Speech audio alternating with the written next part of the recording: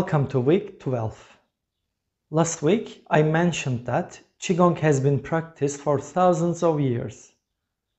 The earliest reference to Qigong is a ceramic pot belonging to the Yangshao civilization, which spread along the Yellow River in China from 5000 BCE to 3000 BCE. The experts who examined the pot came to the conclusion that the human figure on the ceramic had both male and female sexual organs, and that according to the customs of that period, a person with these characteristics would have been the shaman of their tribe, and this person is holding a posture like this. Does this stance seem familiar to you? If this interpretation is true, it means that the earth stance you have been practicing has a history of at least 5,000 to 7,000 years. The first text that mentions the three stances is the Guanzi, which was written around 700 BCE. We will later examine a quote from this text. These stances are called Zhan Zhuang or Zhang in Chinese, which literally translates into pole stance or tree root stance.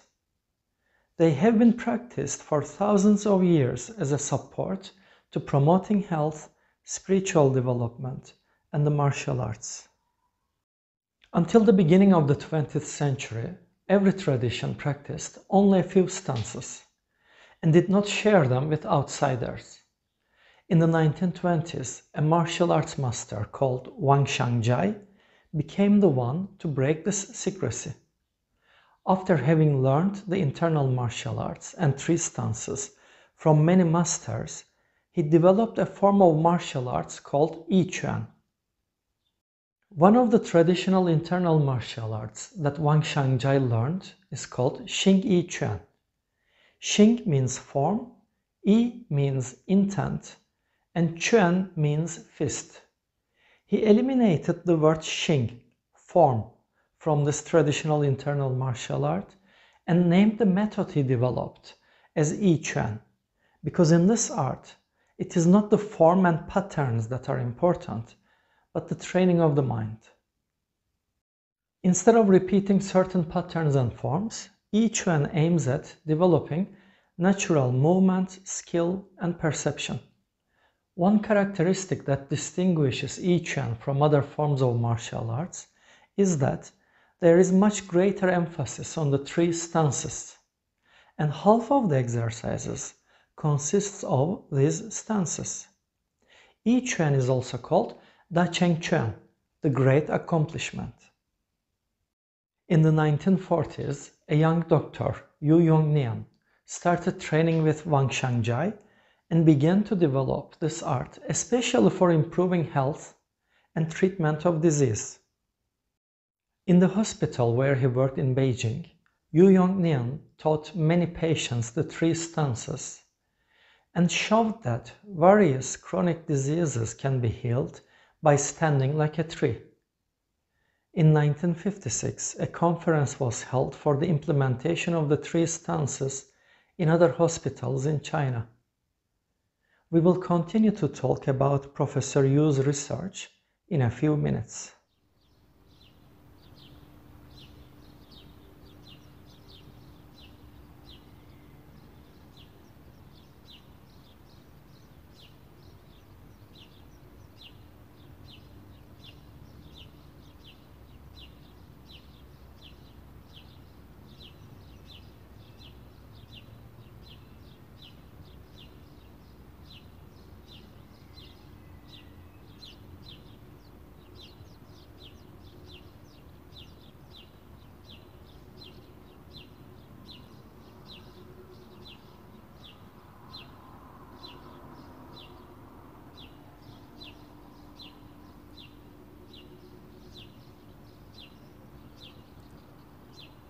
This week, do the knees, hips and double full moons warm-ups 26 times.